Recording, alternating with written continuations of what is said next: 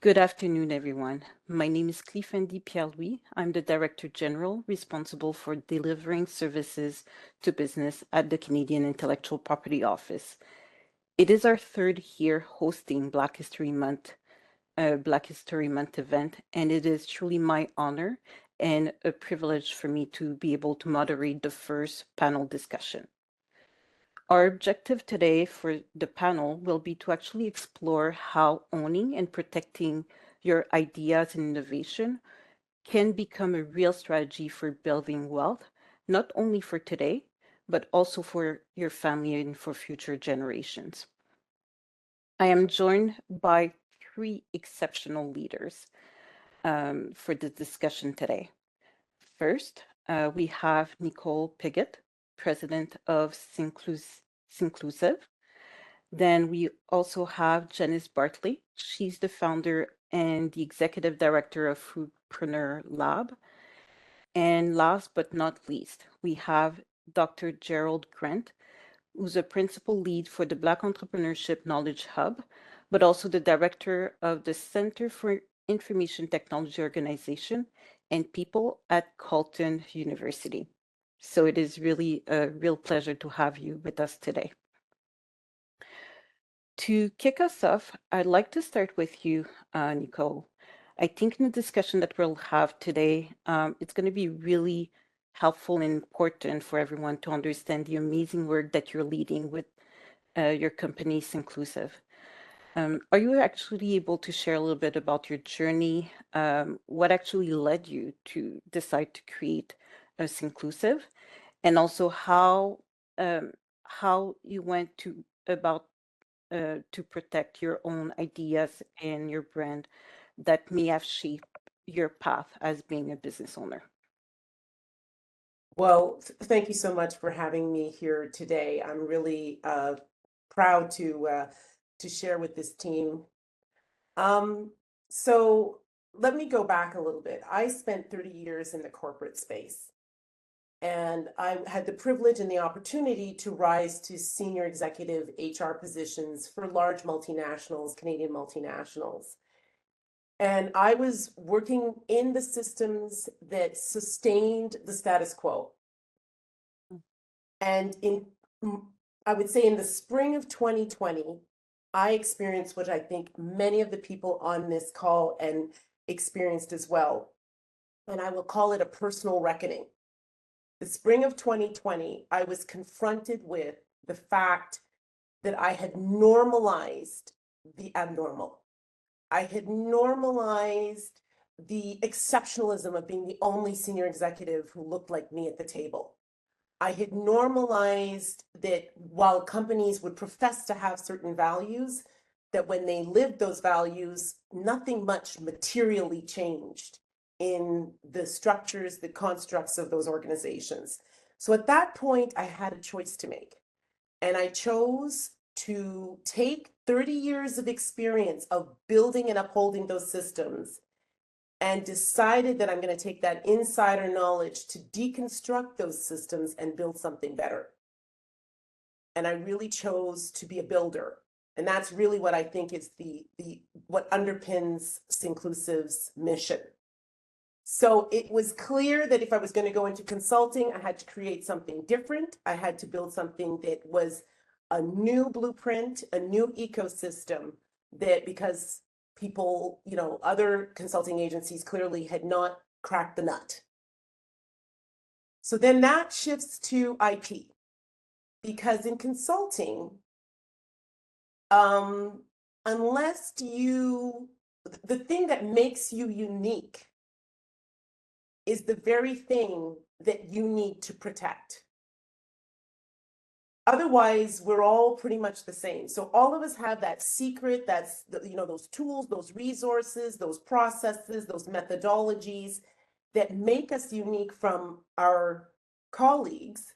And if you don't protect those, they are up for grabs. And I learned that the hard way. So I very naively believed that if you're a friend and you're someone that I've worked with for years, that trusting relationship can translate into a business relationship. And what I discovered once, I made a pitch for a major organization in Canada, and I didn't get the job. We didn't get the contract. Years later, fast forward, I get called in to do another pitch. We get the contract, and it's a long-term contract. And as a long-term contractor, I got access to information within the organization. Lo and behold, what do I see? The information from my pitch a few years ago is not only part of materials that they're using within the organization in multiple areas, uncredited, I might add, which all of us here know from the Black experience that there's plenty of things that have won Nobel Peace Prizes that Black people have played a material role for which we have been uncredited. And so it was a real wake-up call for me that if this large organization could do this, everyone can do this. And that was the moment at which I said, we need to spend time protecting our intellectual property. And it was more than just our trademark of our name. It was about every tool, every proprietary tool that we had developed, every proprietary methodology that we use with our clients. We name them, we trademark them. And what that allows us to do as a business, in terms of all of you out there on this call, is that allows you to take your genius, your ideas, the thing that is the whatever you're bringing to the table, and it makes it a strategic lever for you, because it now becomes something that's scalable, that's sellable, that's tangible, and it's not just a concept or a methodology within your head. So if we talk about building Black wealth, unlike what people may think, they may think trademark isn't sexy, but what IP does is it gives you that ability to truly own it, and then it becomes yours to scale and grow. Thank you, Nicole. I think it's quite fascinating to see that you provided the deck, you were not selected, and you've actually leveraged it. So it's obviously recognizing the talent that you had in providing that information, but also this is where, for us, it's really important to be able to make sure that we understand not only the value of our creation, but also to protect it in order to be able to achieve long-term value based on what we've created. I'd like to continue to build on that, because I think it's really important to showcase what you've described as being Black wealth. Janice, I know that your company is quite distinctive in Canada, and the way that you actually work with business owners at their different stage of growth in the food industry. So for those who may not know yet about Foodpreneur Lab, are you able to briefly talk about the work that you do, and share a little bit also the type of entrepreneur that you actually support as they build and grow their business? Sure. Thank you so much for having me today. My name is Janice Bartley, and Foodpreneur Lab is a non-for-profit organization that's really dedicated to supporting food entrepreneurs as they build, launch, and sell their successful food businesses across Canada. We were founded in 2019, and our mission really was to level the playing field within the food ecosystem by addressing systemic barriers and creating equitable access with regard to industry resources, networks, and growth opportunities. So Foodpreneur Lab's focus has really been to support a diverse range of entrepreneurs, from early stage founders developing, their first product prototype, to more established businesses preparing to scale into retail markets, food service, or even exporting. What makes us a little bit unique is we also have our Foodpreneur Lab community, which also includes packaged food manufacturers, caterers, commercial kitchen operators, and really culturally inspired food innovators who are looking to transform the lived experience and culinary traditions into viable revenue generating businesses. What we do, and I love what Nicole said, the genius of what we're able to create, is that we've developed programs that really focus on hands-on and advisor-led and very tailored, specific to each growth stage within the entrepreneur's journey. And that includes, the focus on business strategy development, regulatory compliance, production readiness, commercialization planning, and access to commercial kitchens, where traditionally these were things that weren't embedded into spaces of support. And through this structured, what we call pathways, which we refer to start and scale, entrepreneurs are able to receive individualized mentorship, technical guidance, and industry access to help them build sustainable and scalable businesses. We are particularly focused on supporting entrepreneurs from historically underserved and underrepresented communities, including racialized founders and culturally diverse innovators. And we take a lot of pride in doing that. Many of our entrepreneurs that we support are building businesses rooted in culturally food traditions, and we want to celebrate that. So we help them navigate the barriers such as limited access to capital, production infrastructures or lack thereof, and distribution channels. And our role as our non-for-profit is really to help remove those barriers and provide a clear pathway from ideation, which is, hey, I think there's something I want to do, to prototype, to commercialization, to get it in the market. So ultimately, Foodpreneur Lab really exists to build stronger and a more inclusive food system. And we do that by ensuring that talented food entrepreneurs, regardless of background, have the tools and the knowledge and the resources to access these required environments to succeed and to contribute meaningfully to Canada's food ecosystem. And again, I think that's what's made us unique in terms of being sector specific. Thank you, Janice, for sharing that. You've mentioned pathways to be able to scale and to start, but also to be able to scale. I know that we're going to be talking about barriers, but often in one of the elements to remove barriers is to actually have the ability to have guided process, right? To be able to learn and to be able to navigate through the challenges that we're facing. Dr. Grant, you study Black entrepreneurship nationally. I've witnessed your work that actually give us a really broad view of the different dynamics that may be involved when trying to be successful in business here in Canada for the Black community. So for those who may be less familiar with the work that you do, can you actually describe the Black Entrepreneurship Knowledge Hub and also the focus of the research that you lead? Thanks for having me. This is a great opportunity for us to talk about the work that we're doing, and thank you for the partnership that we have had over the last few years. The Black Entrepreneurship Knowledge Hub is part of the Black Entrepreneurship Program of the federal government. We are one of the three pillars of that program, and our focus is on doing research about Black entrepreneurs in Canada to understand the landscape of Black entrepreneurship, who Black entrepreneurs are, where they're located, what they're doing, what industries or sectors they're involved with, and so on. And another part of what we do is to literally map the Black entrepreneurship ecosystem across Canada.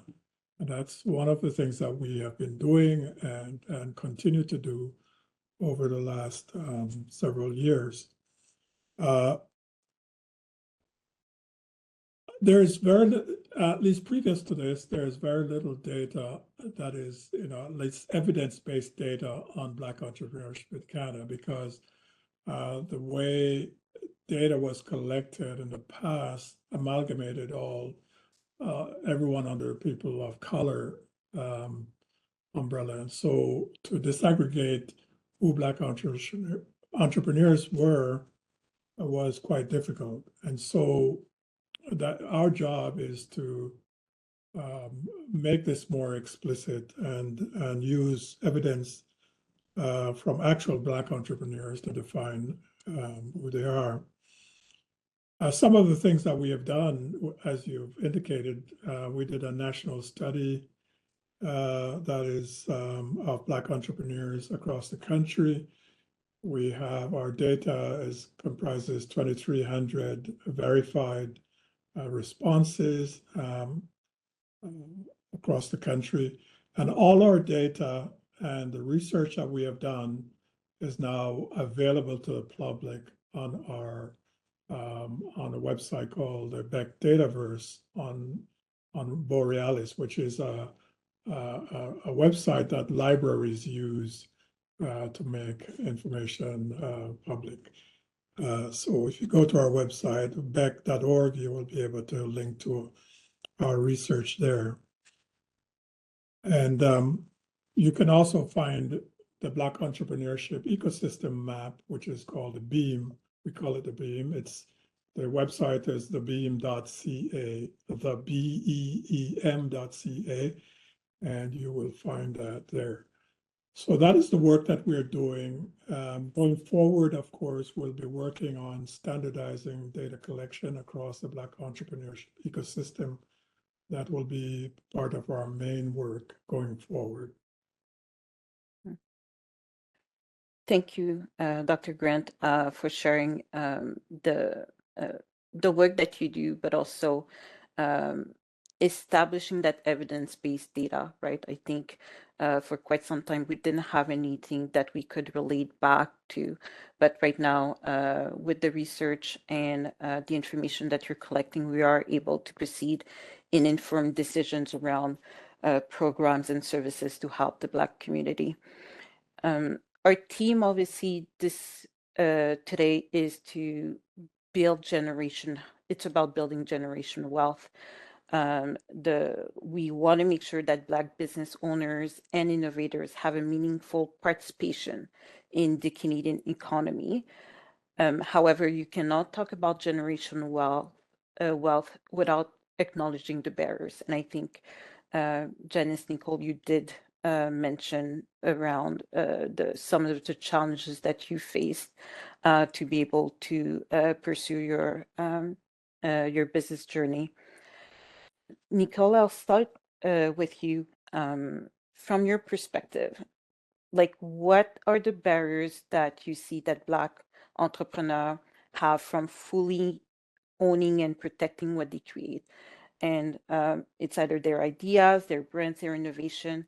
And what do you see that needs to change? Like, what is the shift that needs to happen so that we can all be playing in the same, to level the playing field for all of us? I think this is an incredibly important question because it really calls us to reflect on what is the burning, compelling reason why we start businesses in the first place. And one of the issues that I consider to be the major barrier is when we launch a new business, you are in survival mode. And survival mode means all I care about is payroll, managing cash flow, how do I keep the doors open? And trademark seems like a luxury. Like thinking about protecting IP seems like a luxury that you have neither the time nor the agency to be able to be focusing on. So, you know, your immediate need is generating revenue and keeping that revenue stream flowing. It doesn't tend to shift to thinking about long-term assets, growth, strategy, and those sorts of things when you're in the survival mode. So I think the two main barriers that come to mind are, the first is the cost that is associated. When we started to explore protecting our trademark, our IP, one of the biggest hurdles that we had to come when you're focused on survival mode and meeting next month's payroll, spending thousands of dollars on an IP lawyer is something that you're just it's gonna be on your to-do list that you put aside and you say when that slush fund happens. And I think Janice mentioned something that's important. Black entrepreneurs do not get seed funding like other entrepreneurs get. So we do not have a big coffer sitting in the back waiting to that we can go pull on to be able to fund this type of endeavor, which is important, but when you're trying to keep the lights on, not a priority. The second barrier, I would say, is the complexity of the system. When you first start to even try and get your mind around what IP is, it can be complex. In fact, the first point at which it gained clarity for me was participating in one of your workshops, was the way that I sort of started to understand what IP was. So the complexity combined with the cost often makes it insurmountable for some people from the Black community to even contemplate it. So what I think needs to change, there's a mind shift that needs to change within our community from being strictly entrepreneurs that are selling, that are product and service-based thinking, to builder thinking. And builder thinking is really around my company, my organization is an asset.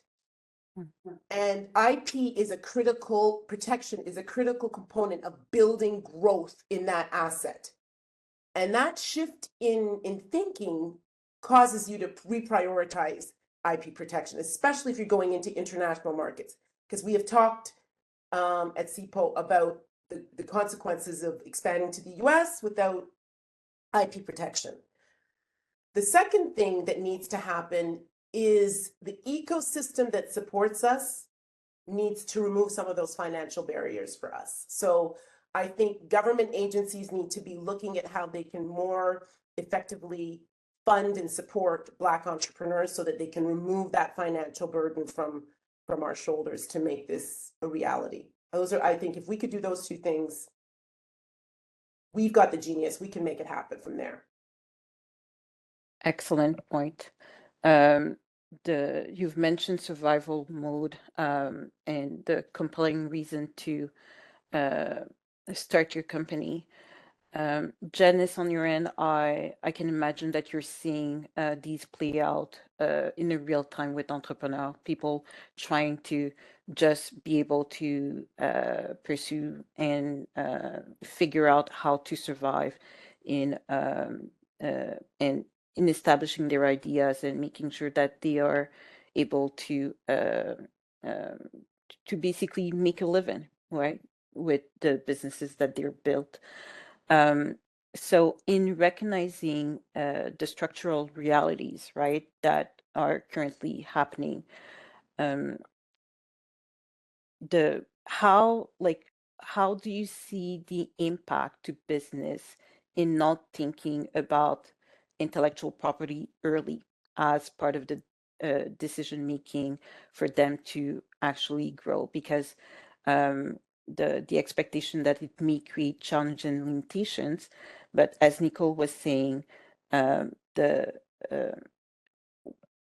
some point in time, there's a requirement to do the mind shift from selling to building, but at the same time, it's recognizing that there are barriers, but also that there are potentially solutions to help with either the ecosystem or even reprioritizing some of the elements that help businesses be successful at protecting their IP.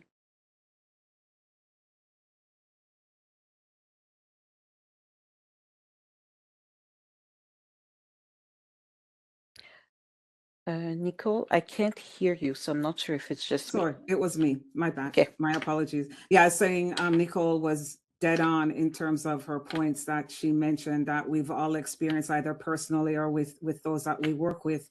And I'll talk about what the challenges look like when entrepreneurs are looking to grow and scale and attract investment, exactly to what Nicole was saying, and retain ownership as part of the value. So, you know, I always say it's either volunteer or voluntold, and I'll explain that.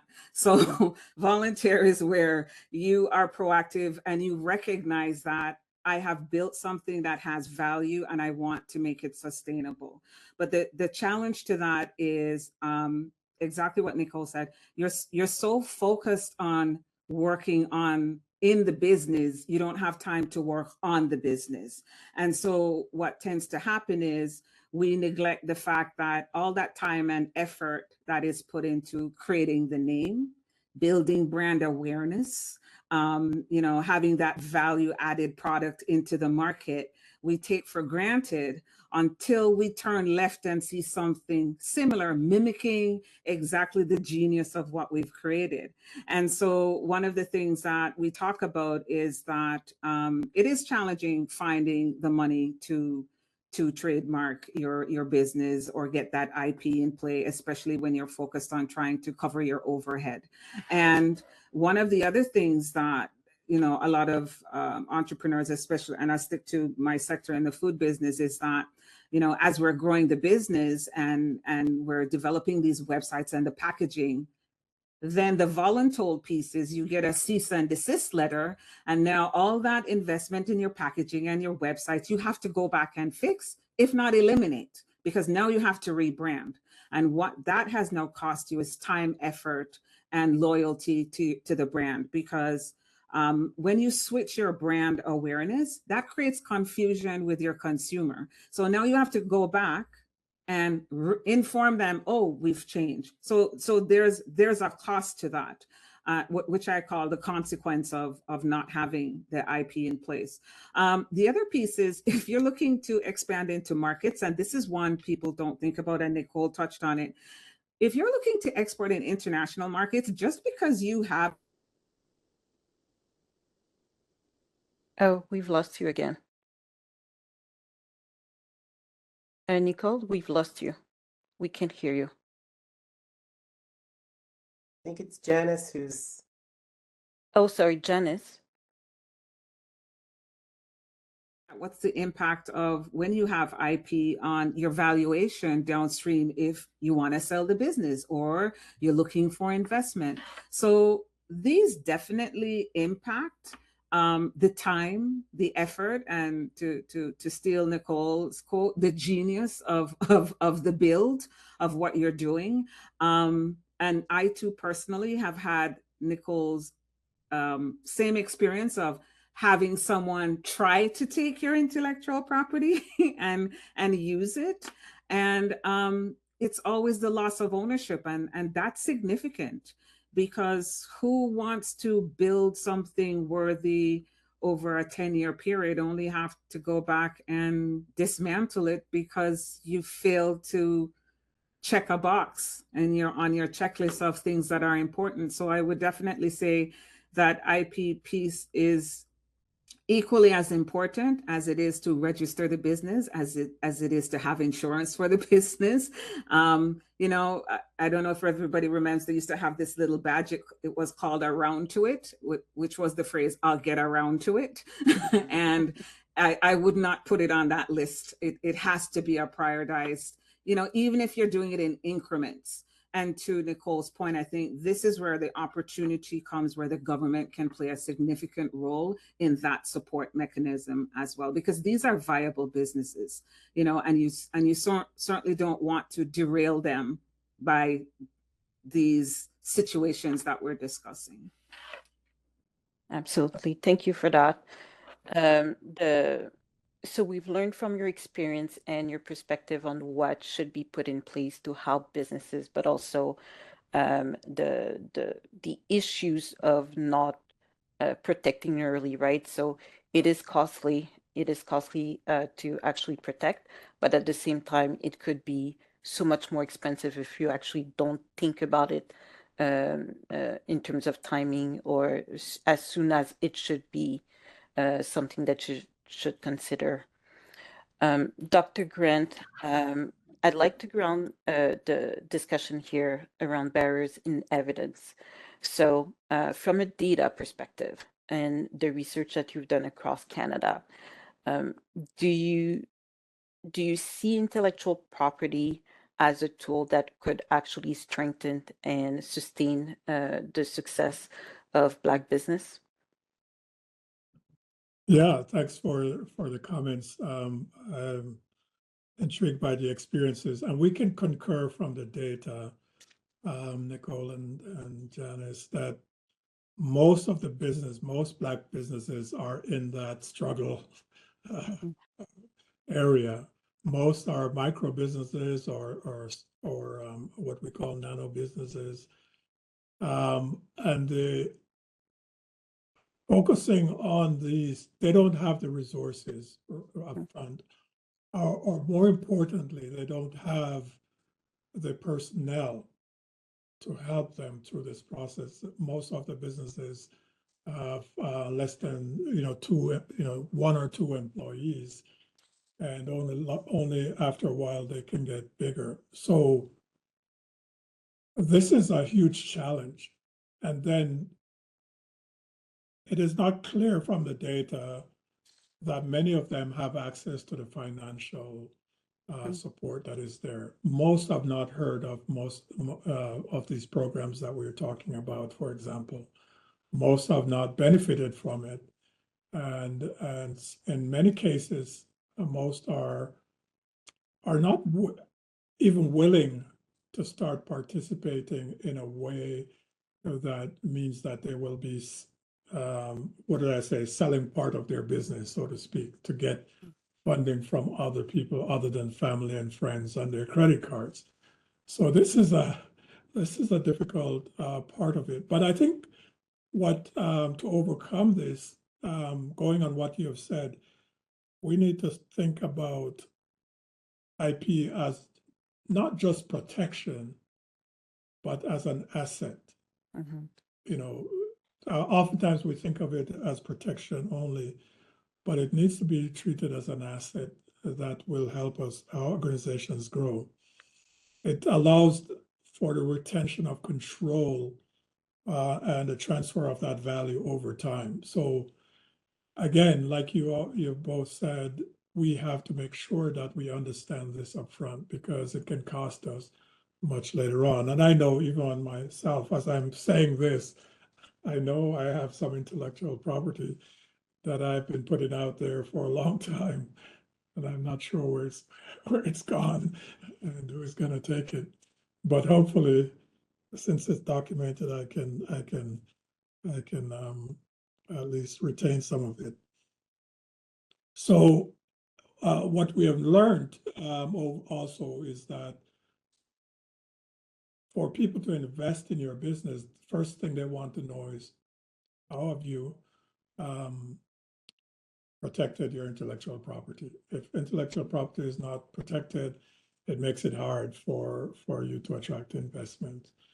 And so overall, I think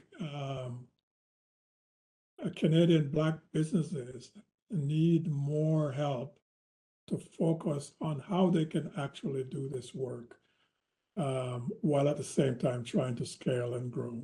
It's a lot on their plate, and we need support and mentorship, which we're happy to see that's coming from CIPO to help them in this process. And more needs to be done in this vein. Thank you, Dr. Grant. The financial challenge is something that is extremely difficult to overcome. I know on our end, we do our best to socialize the funding program, and so that people are being able to be aware, but also to be able to access. I know there's several discussions around who get access to the funding. Is it fair? Is it transparent? So there's a lot of question on that front. And I know also that from a government perspective, recognizing the circumstances right now and the geopolitical situation that we're living through, that yes, I think every program is fighting, right, to actually get to a sustainable set of funding that can help businesses, not only for us, but for all Canadian businesses across the country. I'm conscious of time, I'd like to probably go with the last question. I'd like to hear your perspective on it. So we've talked about barriers, we've talked about opportunity. Based on the current circumstances right now, do you how do you see businesses building wealth that can go beyond their current business ownership, right?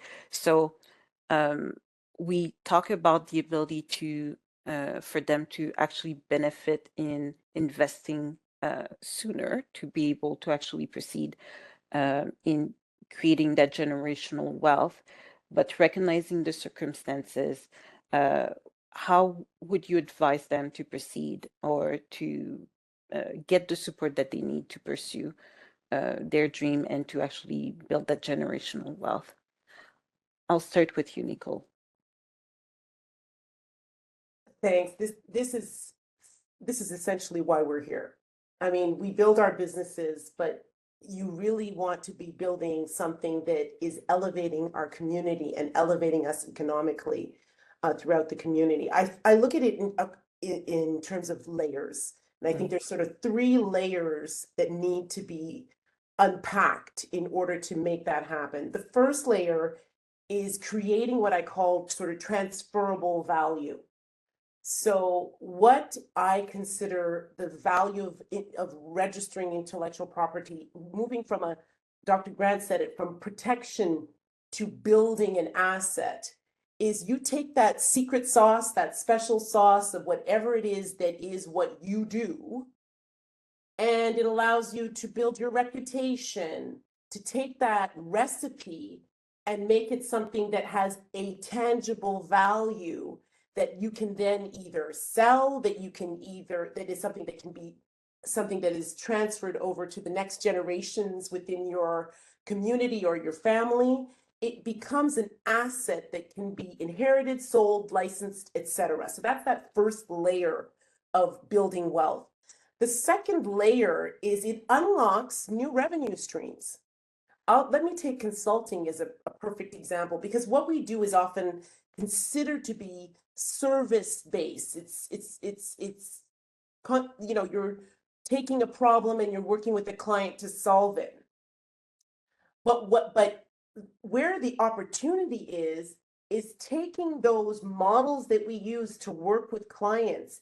And if you patent those, if you patent the technology or you trademark the tools and resources that you're using to support those clients, those then become sources of revenue that are independent of the founder. They actually become things that can be developing wealth for you that are independent of the founder actually engaging with physically and intellectually with the client. So that's a source of revenue that's untapped, absent of IP.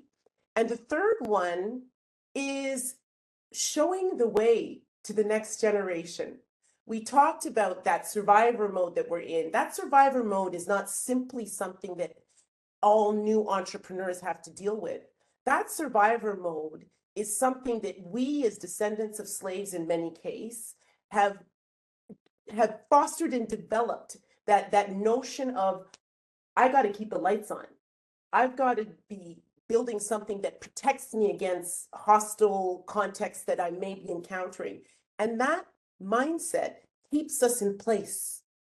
But this notion of scalability, that investing and commoditizing your product actually allows you to break that legacy, that cycle. And the next generation of entrepreneurs can now have that vision to be able to look beyond simply keep survivor mode and into growth and owning our brilliance and owning our legacy and no longer letting someone else claim what our genius, as I said earlier.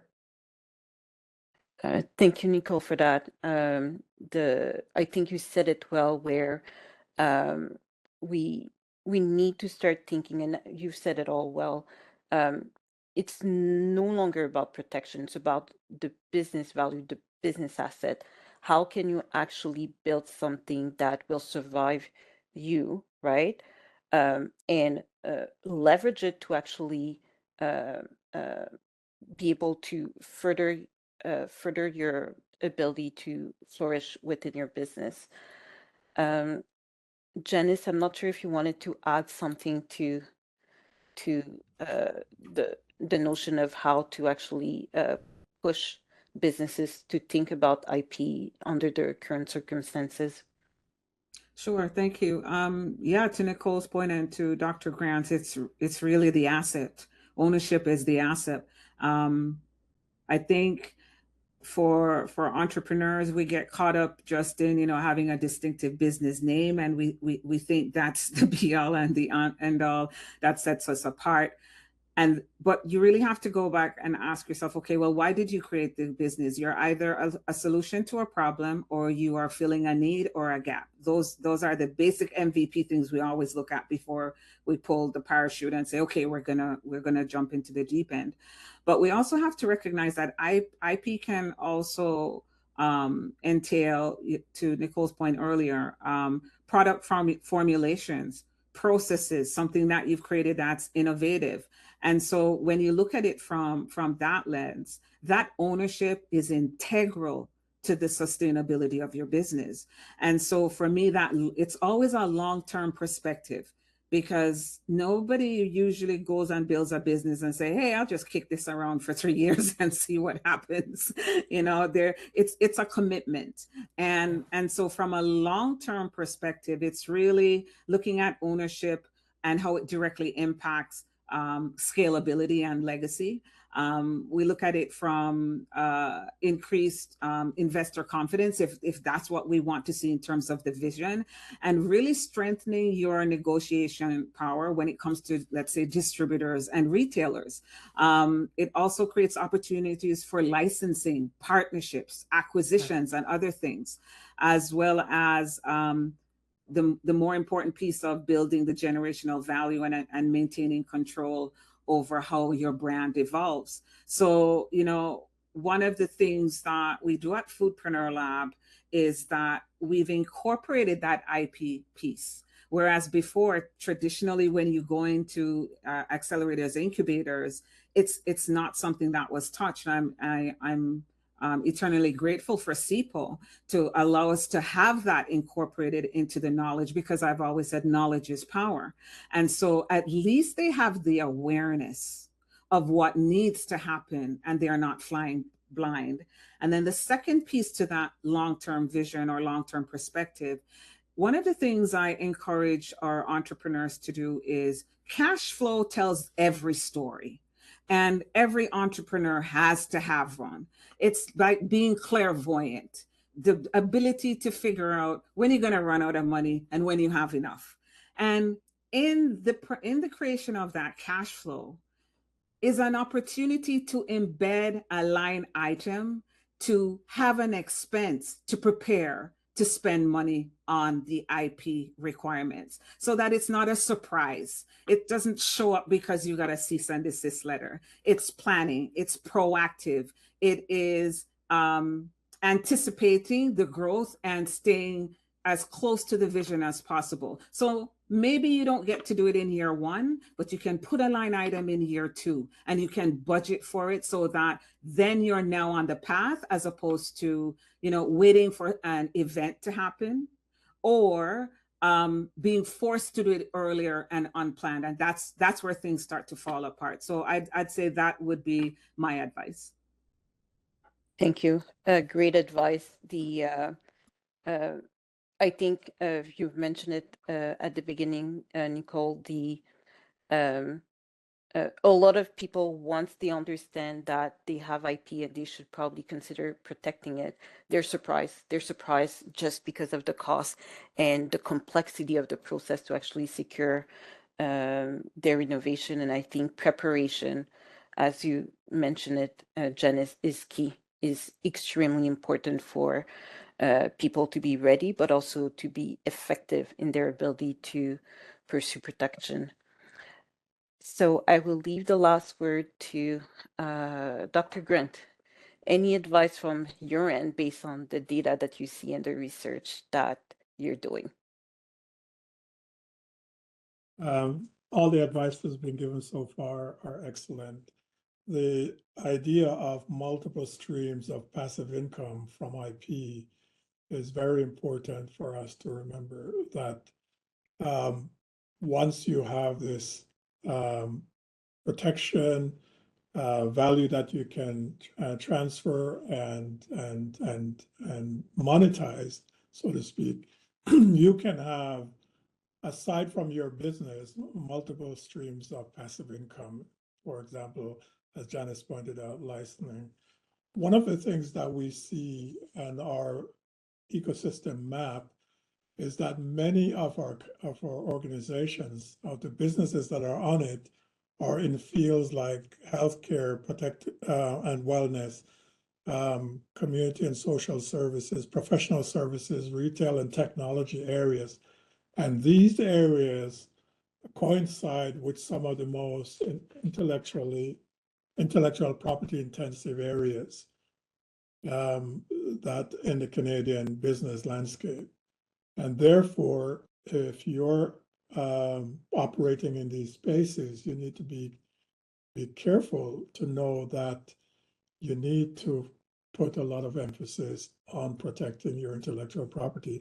It is also some of the fields where it can easily be harvested by other people. If you don't protect your intellectual property, others will harvest it very quickly, especially larger businesses that will start using your terms and so on. I've seen that, where all of a sudden things that I've been talking about for years are starting to show up in the larger consulting firms. Of course, many of them my students have taught, so start showing up as their own property with their own twist on it. So I think, that's what I would say, is that we need to both look for those opportunities, understand the field that we're playing in terms of the value of the intellectual property in that area, and at the same time, be mindful that you can have multiple streams of passive income from this intellectual property. Thank you for that, Dr. Grant. This concludes the discussion that we have on the topic today. I'll open the floor for questions.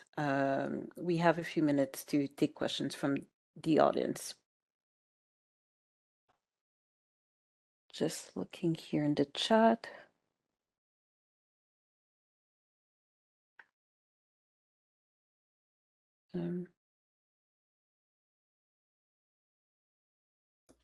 I don't see any question, and it just may be me. Just a second.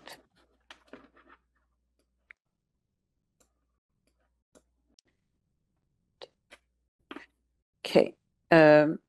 I'm conscious of time. We're actually over time at this point. Listen, I want to take the opportunity to sincerely thank you for your insight today. I think you have been able to bring depth, clarity, and also a lot of purpose and actions in terms of where we should go from our organization, because I'm hearing support around awareness and educating people to overcome complexity of protecting, but also how the government can actually improve its ability to help Black Canadians financially to be able to secure that very important asset and innovation that they have. And I think right now for us, what is my takeaway is that intellectual property is not abstract, right? It is something real. It is something tangible. We need to think about it as being an asset, and it touches on anything that has to do with being able to own what you've built, being able to leverage it, being able to protect its value, but also being the right, leveraging the right timing and the right mindset to actually lead a pathway that will bring people to long-term economic strength. So with that, I'll thank you very much for your contribution for the conversation today. And what we'll do is that we will take a 10-minute break. The second panel will start at 2:40.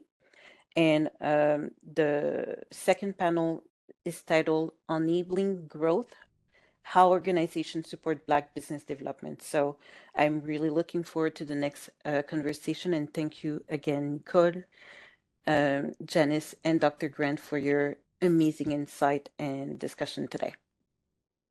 Thanks for Thank having you us. for having us. Thanks for having you. us. Thank you, everyone. Just a quick modification. We will actually take a 5-minute break instead of a Okay, sorry 10-minute break. And while we're taking before the break, like we just want to take like a quick group picture with everyone that talked and then everyone that will talk. So if anyone that's a panelist can turn their camera on and do a little smile, it'd be great for social media. And then we'll take a quick break, and then we'll come back at 2:35 Eastern Standard Time. I'll ask everyone that's going to be a panelist for the second panel to turn their camera on so that we can get started.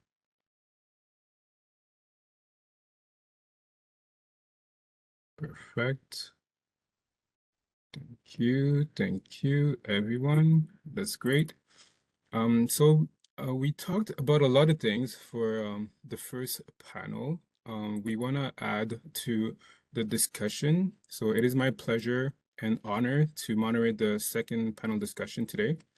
During our discussion, the objective is to highlight some of the concrete programs, partnership, and support that can help Black entrepreneurs move when it comes to starting at the beginning to scaling, and then protecting and leveraging their IP. So we heard about some challenges. We want to now hear about some answers or some solutions to these challenges. So on the virtual stage, we have Tolu Amadi from BIPOC Foundation. We also have Eddie Paul from Foodpreneur, and we have Natalia Thal from Intellectual Property Institute of Canada. So we'll start with Natalia. Can you tell us a little bit about you and your organization? Thank you, Stephen. Good afternoon, everybody, and thank you for joining us today. I'm an intellectual property lawyer and also a registered patent agent. I'm also the founder and principal lawyer at Thal Intellectual Property Law, a boutique IP law firm. And I'm here today on behalf of the Intellectual Property Institute of Canada, also known as IPIC. IPIC is the National Association of IP Professionals, so that includes patent agents, trademark agents, and IP lawyers like myself across the country. Its mission is to enhance the expertise of its members as trusted IP advisors, and to help shape a policy and a business environment that encourages innovation and economic growth in Canada. And IPIC does this through, for example, advocacy with government on IP laws and programs, professional education and certification, and also public-facing resources that help businesses understand and use IP strategically. It also partners with other organizations in the IP village to improve IP awareness for Canadian small and medium-sized businesses, including underrepresented founders. And part of helping to make IP more accessible is education and helping founders understand that, like we discussed earlier, the IP isn't just a legal formality, it's a business asset. And for a Black entrepreneur that's building something from the ground up, understanding IP early on can be really the difference between owning your own lane and what you're building and watching someone else profit from your idea. Wonderful. We'll be looking forward to hearing more about how to use that business asset in the following question and the discussion. But for now, we'll move to Tolu. Tolu, can you tell us a bit about yourself and your organization as well, please? All right, thank you for having me, and it's an honor to be part of this organization. and greetings to you, Mr. Eddie and Natalia. I'm Tolu Amadi. I lead IP programs at BIPOC Foundation. I'm also the founder of AC Digital, where I work with organizations on digital transformation and process optimization. At BIPOC Foundation, our focus is economic empowerment for Black entrepreneurs and equity-deserving communities. We work to reduce barriers to growth by providing education, strategic support, and access to capital pathways and connections into the broader ecosystem. My role specifically centers on intellectual property and understanding commercialization. So we help founders move from ideas to protected, scalable businesses, and we don't start with the legal filings. So we start basically with the awareness education as well as clarity. We help founders understand what they're building, where the value sits, and how IP supports the long-term growth before they engage professionals. We also run an accelerator style program like the BIPOC Founders Hub. Used to be the Black Founders Hub, but we did find more demand culturally. And then the LIFT program supporting entrepreneurs at different stages. Across sectors from retail and food, manufacturing to tech and creative industries, we act as a bridge between founders, public programs, and the IP ecosystem so that IP becomes strategic and tied to their real growth. I love that. I love the strategic piece. There's something that we always talk about here at CPO. So I'll be looking forward to hearing some of your insights about that. Thank you so much. Itzi, your turn. Can you tell us a little bit about you and your organization, please? Of course. Thank you for giving me that opportunity to be part of this panel discussion today. And yes, about myself, I'm a business development manager for Foodpreneur. I joined Foodpreneur a little bit 5 years ago. And then we didn't have any programs for Black entrepreneurs. We used to have a general program where anybody can apply. And then to 2021, we started that new journey. There's that new program for Black entrepreneurs, specifically for Black entrepreneurs. We also add at the same time an indigenous program, but I'm mainly focused on the Black entrepreneur startup program because I'm the business development manager for Eastern Ontario and also part of Toronto GTA. And to talk about Foodpreneur, who we are, so we are a nonprofit organization. Basically, what we do, we help young entrepreneurs. Of course, that question is always there. We help young entrepreneurs between the age of 18 to 39, either to launch a new business, no operation at all, or if they already have a business but less than 24 months, they are welcome to Foodpreneur. And what we do with those entrepreneurs, we give them two things: funding and mentorship. And they can get funding up to $75,000 with Foodpreneur, and with 2 years of mentorship. And with the Black Entrepreneur Startup Program at Foodpreneur, it's the only program where they can get additional funding, which they can get between $5,000 to $40,000 between the year 2 and year 4 of their business operations. And the main reason why we come up with that program is because we have noticed that Black entrepreneurs, they have a lot of difficulties to have access to funding, mainly because of their credit. And this is why we come up with that program, and also making sure that we are more flexible and more inclusive to give them a better chance to access to funding. And what's interesting with our program, it is collateral free or guarantee free. So they don't need to present anything to get access to our funding. And that's make it much more, I would say, inclusive and much more flexible for them to access to funding. And the other thing we have with the mentor program, because you can't get funding without mentorship, and you cannot get mentorship without funding at Foodpreneur. So the moment they have a loan approved, they will be matched with a mentor for a period of 2 years, which they have 5 hours per month, the first 2 years of their business operations. And it's open mostly for entrepreneurs, as I mentioned, between the age of 18 to 39. But if we can't help in terms of funding, we do have other resources or partners which we will refer them to get funding. So that's about everything we can say about Foodpreneur. That's great. What I'm hearing is that you're helping people with financing and mentoring. And then if you're not in a position to help them, you're really well connected and you're able to connect them with the right players in the ecosystem. Is that correct? Absolutely. Wonderful. Perfect. All right. So big question that comes up for me when I was listening to the first panel, they talked about how at the beginning Black entrepreneurs don't necessarily have access to seed funding, for example, or access to a large network of investors that have tons of cash that wants to invest in them. So I have a question for you, Natalia, about that.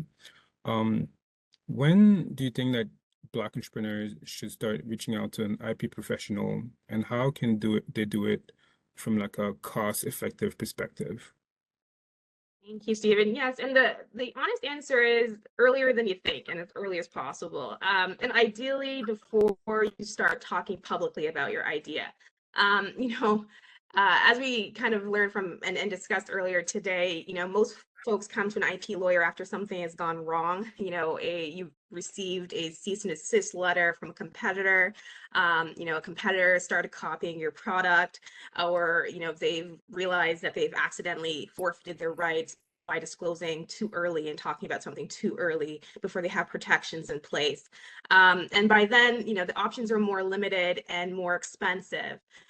So the right moments to engage an IP professional are, for example, when you're developing something novel, like a process, formulation, technology, software, or design. When you're coming up with a name for your business or your product, or when you're about to share your idea with a potential partner or investor. And certainly before you sign any contract that involves your creative work or your inventions. So those are some of the key moments when you want to speak to an IP professional. And in terms of doing that, and keeping it cost effective, first off, to start off, you can definitely, and you want to use the free and low cost educational resources that are available. There's got lots of guides on CPO, lots of resources in IP Village, OPIC, other hubs, and they'll explain the basics and help you have and develop more sharper and focused questions. And then you want to start working and have a initial consultation with an IP professional. So many lawyers and IP professionals, they'll offer initial consultations at low or at no cost. And that first consultation, that first conversation that you're going to have will certainly give you some information and a roadmap, at least, even if you can't yet afford or you're not yet ready to go forward with fully retaining and getting full representation at that moment. And also you can leverage a lot of the funded programs and supports that are available. There's lots of initiatives that are currently available and have been for a little bit, have been for some time. So for example, federal and provincial innovation programs, there's IP related funding such as Elevate IP, IP Assist, which is offered through the NRC IRAP and also through OPIC. There's Springboard Atlantic for the Atlantic provinces. There's also IP Ontario or IPON. And there's lots of accelerator supports as well. And they'll help subsidize, the development of an IP strategy, and also sometimes the first filing, so your first registrations, especially for, this is something that's very helpful for key for small and innovative businesses. And lastly, I'd add that you want to, we talked about it earlier today, this afternoon, you want to build an IP, you want your IP to follow your business, right? So you want to build an IP budget into your business plan, and treat it like an insurance for the core value of your business, and, try to stage it with your spending and your milestones as well, and rather than thinking about IP when an emergency pops up. Okay, wonderful. So what I'm hearing is that there's a lot of opportunities to get access to information related to IP.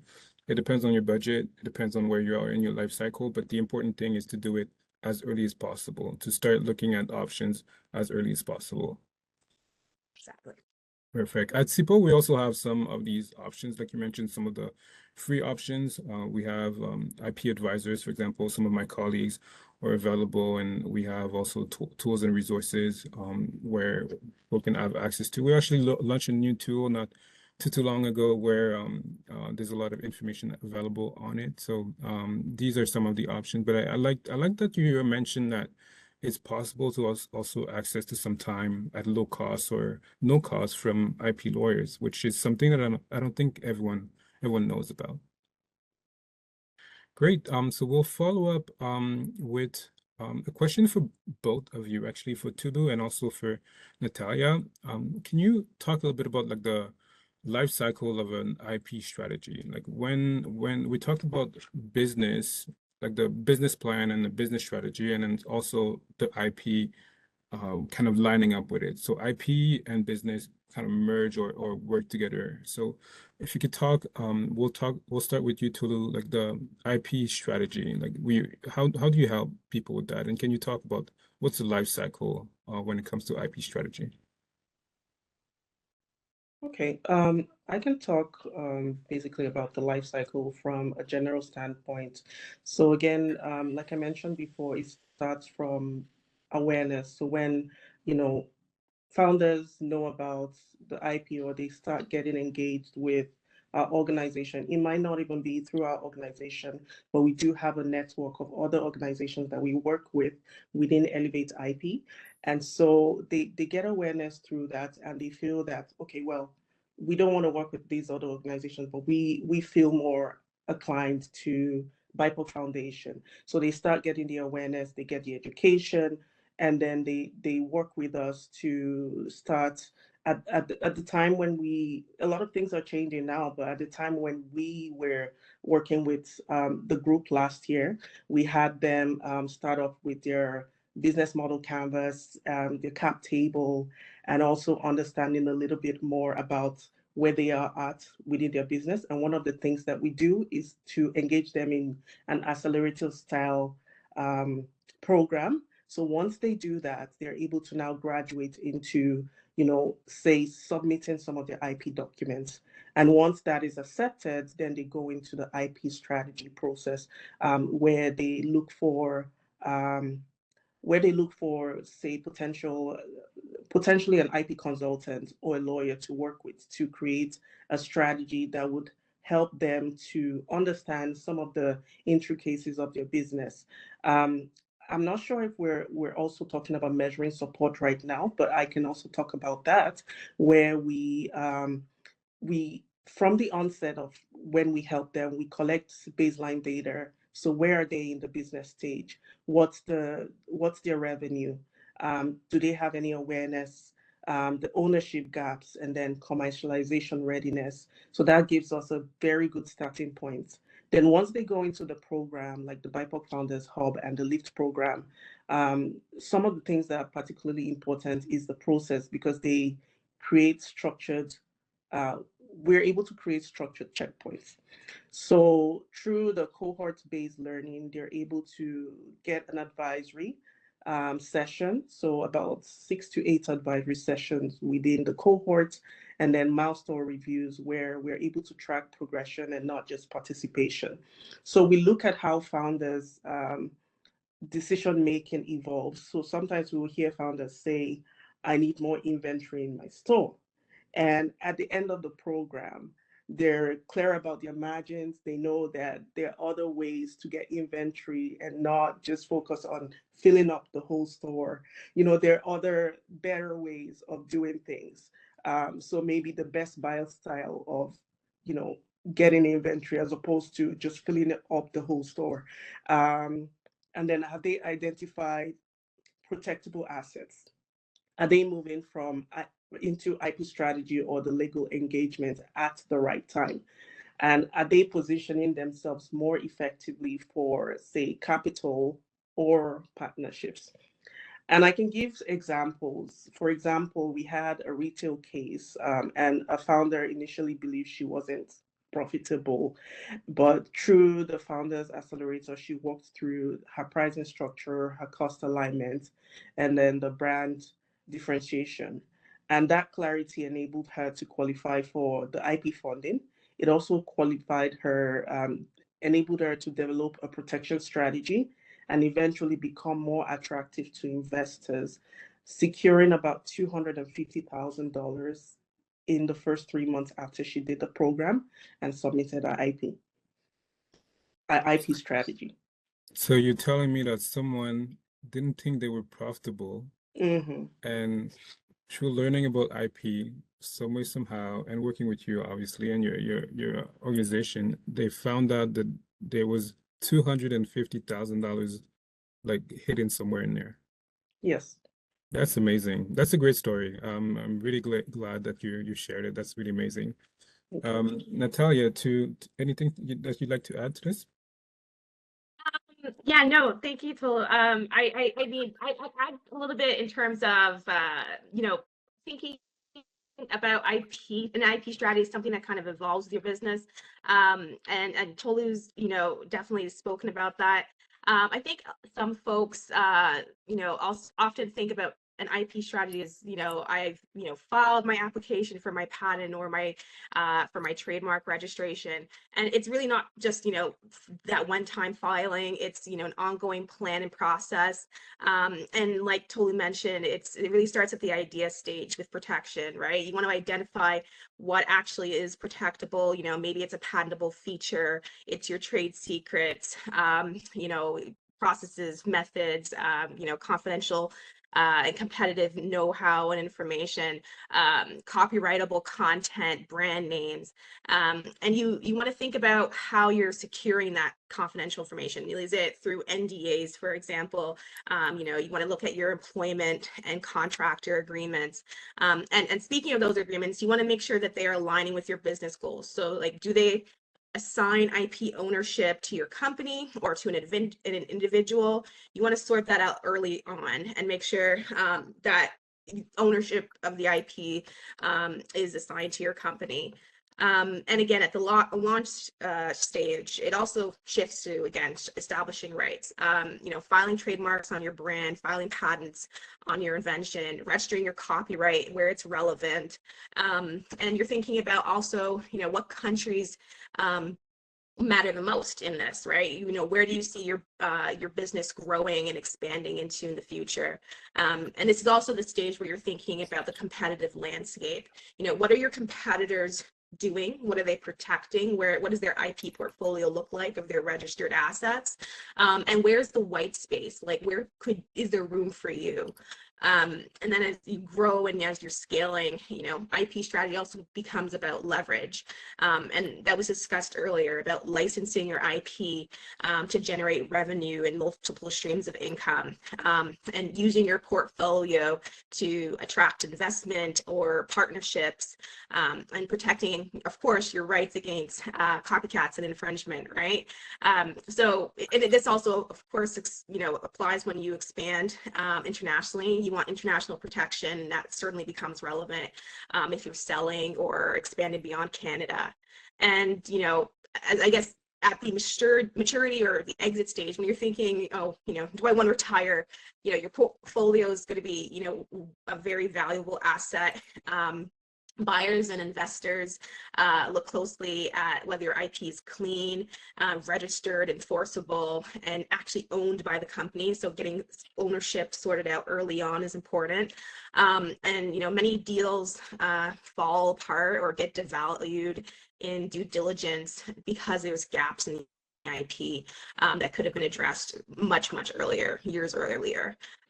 So yeah, thinking about IP should be more of like a legal expense. It really should be thinking like about business investment, and that will compound over time. I like that you mentioned how it does compound over time, and it's a business investment, not an expense, because once you're using it properly and you're using your strategy, you know where you're investing. Is it going to be in Canada, or you're going to be deploying what you're doing in other countries? There's definitely an opportunity for potential return on investment. So thank you so much for saying that. I just want to mention quickly, Natalia, your camera went off. So just wanted to let you know, if you could take a look at that while we're talking to Eddie about a bit more talks about money. So Tolu told us about how one not investor, but an entrepreneur was able to find an extra 250,000, and I think like we can all use an extra 250,000. Sometimes it's not out there easy to find, but when people get access to an organization like Foodpreneur, for example, and then you decide to support them, like what are you looking at from like Black entrepreneurs to that maybe they underestimate, or they don't miss, or maybe they don't know, or they haven't found, or they haven't recognized as value? Like how do you at Foodpreneur look into that? Very good question. So first of all, we mostly, I would say, we support most businesses as long as they come up with something realistic, something that makes sense, then they can get our support. Now, most entrepreneurs, one of the things I would say they neglect a few things. So one of the first one is the market research. So they have an idea, but they don't know who's going to buy that business, that product or that service they are willing to offer, and they don't know where to get those informations. And also, one of the second things that I've noticed neglect as well, it's the SWOT analysis. So no market research, no SWOT analysis to know what if they have competitors and what can differentiate them from the competitors, and see what they can offer. And these are the things that for some reason the mostly focus to get the funding, but no focus on what to do to see what the competitors has to offer. And to answer one question that you will, I anticipate that question. It's I can see them putting a lot of effort in getting the funding, but they to get funding from us, they need to present a business plan and also a cash flow projections. And inside of the cash flow projections, there's something very important that they need to invest money into. It's marketing. So they will invest money in the marketing, but at the same time, if they have a brilliant idea, they will not think about investing money to IP, and which is very, very important, because if you have that idea and you invest money into marketing, but you neglect to invest money in IP, so you kind of shooting yourself. So this is things that unfortunately I don't see enough, I would say, advertising for your service for them to know that they have things like that. Because each time I speak with someone, with any entrepreneurs, I have to go through different aspects of the business, but also to tell them, you can benefit from this partner this resource that is available for you, so you should look after those resources, but they don't know where to get them. So this is something I think we should promote more of those services that or resources that are available for them, so they don't have access to those things. Okay, wonderful. Thank you so much for sharing that. People are looking for the money. They're looking at advertising, but they might be marketing something that they don't have any protection from. Is that what I'm understanding? Exactly. Okay, that sounds dangerous based on some of the conversation that we've been hearing about today. So thank you so much for sharing that. For you, when a business has IP, does that influence the funding in any way, or do you provide funding for IP? Actually, yes, we do provide funding for IP, but it's not necessarily the main focus for Foodpreneur. So we will give money as long as we have a good business idea, a good business project, and if they're looking for funding, and then if I see there's a need for them to have IP, of course I will push them definitely to get that funding to protect themselves, because having a good business idea and then without any protection, so you open yourself for anybody to steal your idea. So without that protection, so having the money to spend for that, it's the same way as they have the obligation to invest money into their marketing. It's the same thing that they would have the obligation to invest into protect themselves with having IP. Okay, perfect. So now we'll move to Tolu. Tolu, at BIPOC Foundation, like you work with I said on a program, Elevate IP. Can you tell us a little bit about the benefits of the program for Black entrepreneurs? Okay, so through ISED and Elevate IP initiatives, Black entrepreneurs gain early structured access to IP support, often before costly mistakes are made.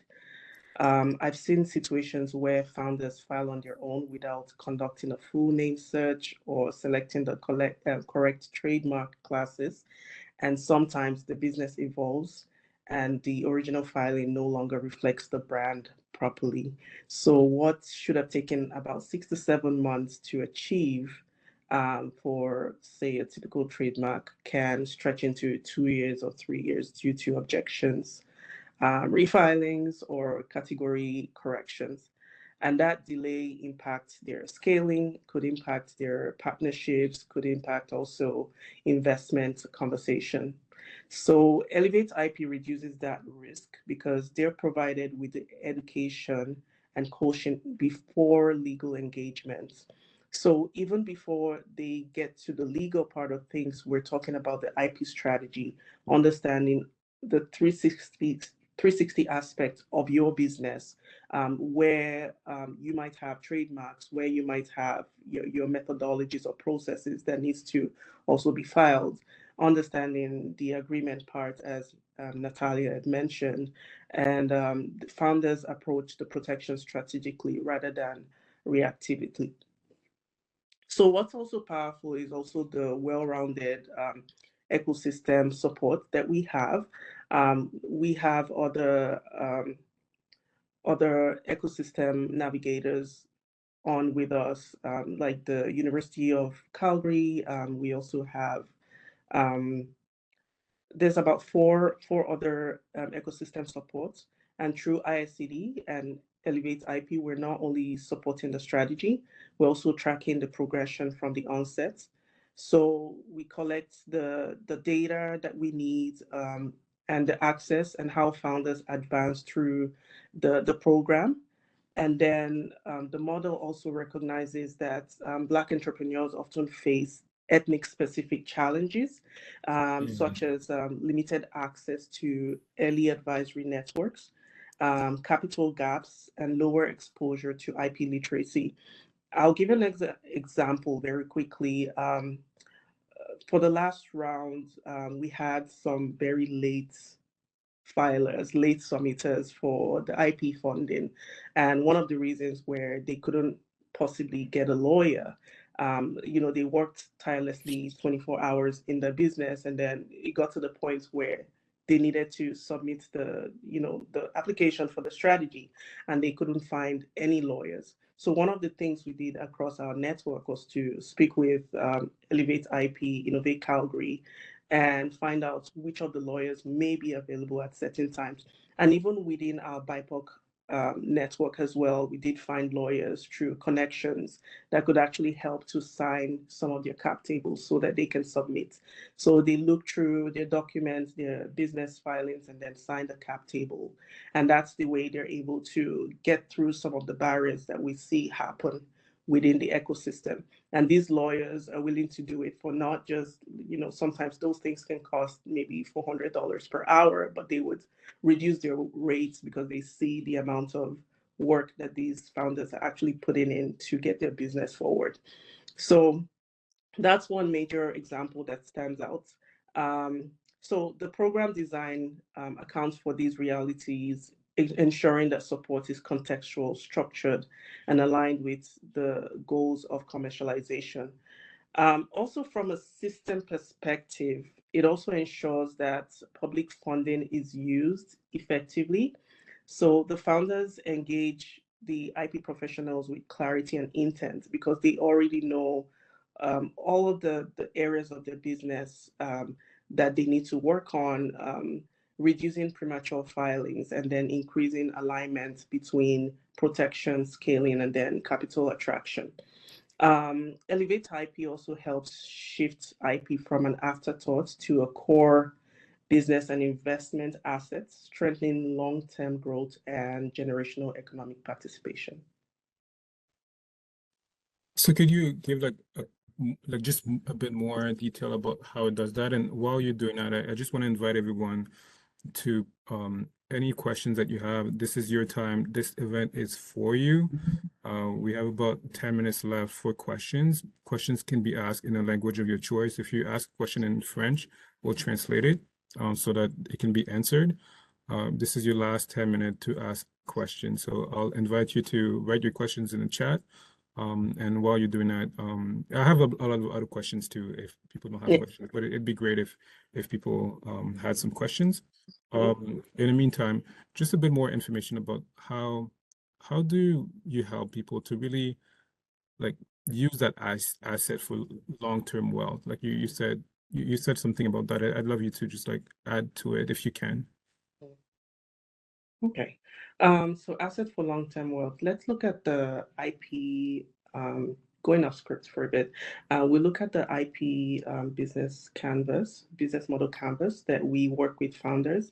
So as soon as they come into the program, within the first week of joining either the LIFT program or the BIPOC Founders Hub, one of the things that they're doing is actually summarizing all of their business plan in a one-pager, so that they understand, where, who are the partners, how much are they going to make. So they do that at the first instance of that program. And then it advances on to after the program, and they've learned so much about licensing, some of the things that could be assets within their business. And they go back to their business model canvas and then make adjustments within the cost areas and say, oh, well, we can actually partner with this organization. We actually partnered with this organization, but we didn't recognize it as a partnership. So some of those things are how it could potentially be an asset to them and how they can actually find a go-to growth strategy for that. And that's one of the things that even the IP program asks for, to create a growth strategy, not only the business model canvas, for 5 to 10 years from now. So I think in a nutshell, I will clarify this as a mindset shift from when they start to when they progress. And then because they have everything, documented, they have the cap table, they have the financials all documented, they're able to now go on and are confident within their business.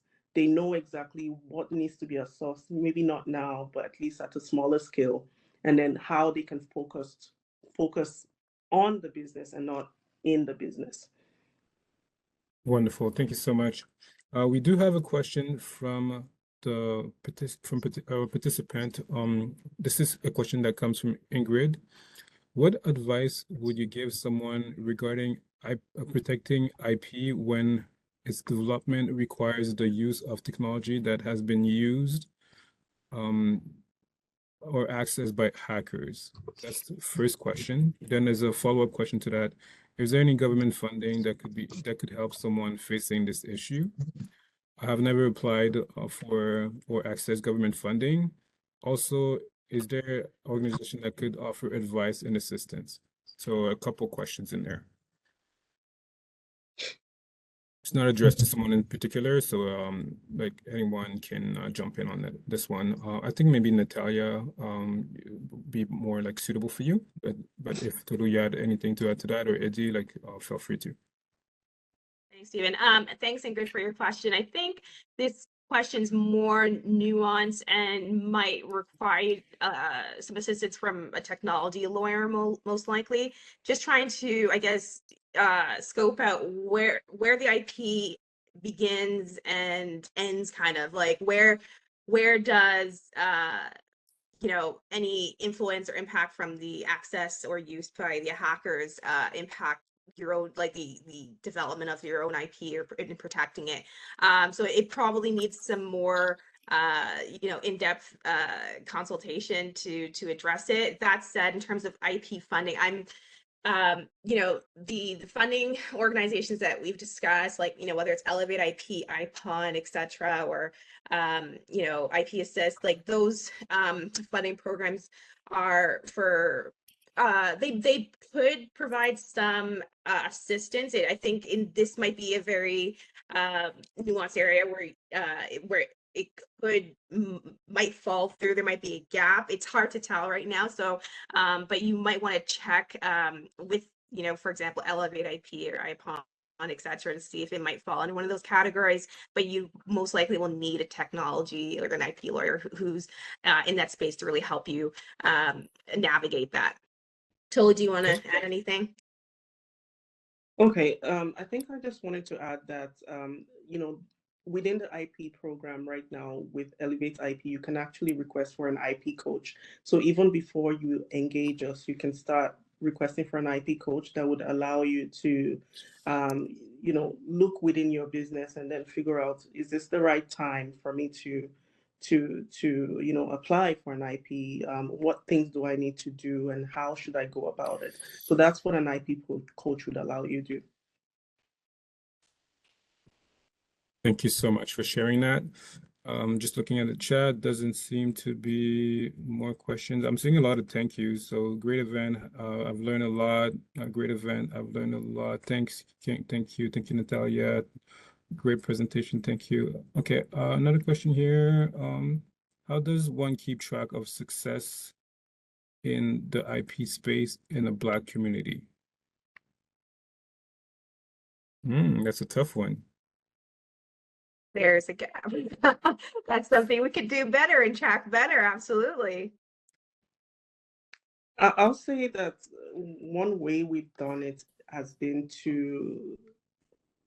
we've created a community that's very interactive. So we also apply strategies like follow-up, because we do understand that the way we work within our community, we can get, you know, caught up in our businesses. So we have follow-ups, emails and messages, mini messages that we send to our, you know, our community members and just ask them how they're doing within their business and what help would they need. And that's how we're able to find out, you know, sometimes when someone requires IP or what kind of help that they need, because they tell us stories that are going on, they're ongoing within their lives, and we're able to actually relate that and say, well, we have this resource for you. Why don't you try going through the IP process, or why don't you join the wait list so that the next time it comes up, we're able to help you out. So that's one way we've used to be able to track where our members are within the IP process. Okay, I have two final questions for both of you, and then we'll move to the closing remarks. These are I don't know, like we'll play with that. So as a Black professional that interacts with Canadians and Canadian entrepreneurs, including Black Canadian entrepreneurs, what gives you hope right now? And that's the question for each one of you. And we'll start with the one that's smiling the most on the podium right now, Tolu. Hope is, the awareness that we're getting about intellectual property. I would say that's the hope. And I'm saying it's because intellectual property can just really be your business. Your business doesn't need to be your business. It could be your business. That's something I've learned. Just doing my own readings, going through, trainer sessions and understanding a little bit more about IP. And how easy, once you've gone through all the bureaucracy, it's pretty much easy for you to delegate, outsource when you have your IP done and you're able to see everything just fully in one picture. So that's the hope that I have, that we're all having awareness about it. And I know that so many other people are going to take action, especially when it comes to intellectual property. Thank you so much. Eddie, same question. Well, I would say hope is there because we can see that resources are available now, and it's for us, since we are in the ecosystem, it's to spread that information to entrepreneurs, and I can say I'm fortunate to have entrepreneurs coming to me with brilliant ideas, and then I know now that I can rely on you guys to provide them all the tools they need to have to protect themselves. And this is something that I didn't see that when I first started at Foodpreneur. Even in my past as a bank manager, I wasn't thinking about that. But now I think that we have so many great young entrepreneurs and come up with ideas, and it's time for them to protect themselves. We don't want that. I think was it Janice was on the previous panel. She was explaining that someone they used her idea, and then she didn't know she can protect. I guess she didn't know that to protect herself. But this is something that we have available now. So if we can spread the word everywhere for Black entrepreneurs to know that we do have resources available that can help them to protect themselves. And I think it's great. Thank you so much. We're almost out of time. So Natalia? Yeah, I don't have too much to add. I would just say, we're such a, creative and talented group of people. And so, like Tolu and Eddie was saying, it's really about access and awareness. And now that those pieces are coming together, I think we're in such a great position and to support and champion each other and encourage each other to, take up more space, use the resources that are available and really run with them. Like there's the runways there for us. Wonderful. Thank you so much. We are actually out of time. We have to move to the closing remarks. Thank you so much for all your wonderful insights that you shared. You touched on so many different topics and very, very valuable. I'll have to watch the recording again and take some notes. I've learned a few things as well. So I really, really enjoy that. So just wanted to say thank you again, Eddie, Tolu, and Natalia. Now we're going to move to the closing remark, and I'm passing the floor to Nina Kushwaha. Very much, Stephen. It's what a fantastic afternoon. I have learned so much, and I've been in the IP space for a number of years. But I really just wanted to thank everyone who joined us today and contributed to such a thoughtful and frankly an energizing conversation. There were so many takeaways on building generational wealth and enabling growth. Of course, identifying barriers, the advice that was provided, some concrete ideas to address them. The mindset shift with respect to IP, that importance of ownership, that importance of thinking about it early. And then, of course, those spin-off effects of being able to control your genius. So it was also really interesting to hear where we in government can play a role, and more of a role, where we are playing a role and where we can sort of advance in that space. So as we reflect on today's dialogue, it's clear that intellectual property is far more than a technical concept or legal tool. It's a pathway for building lasting economic strength, to preserve and to share different cultures, and to create opportunities that will extend well beyond a single generation. So as mentioned previously, this year marks 3 decades of Black History Month in Canada, and the national theme reminds us just how deeply Black brilliance has shaped our country, from the trailblazers who laid the groundwork to the innovators who are redefining what's possible today. So the stories, the insights, and the lived experiences shared by our distinguished speakers today highlight the importance of ensuring that Black creators, entrepreneurs, and knowledge keepers have equitable access to the tools that protect their ideas and amplify their impact. Equitable access to tools is just one part of CIPO's commitment to reducing barriers. We're also working to make the IP system more inclusive by working with partners in different communities and improving the responsiveness of our service delivery. Our aim in doing so is that every innovator, regardless of background, can see themselves participate fully and thrive in the IP ecosystem.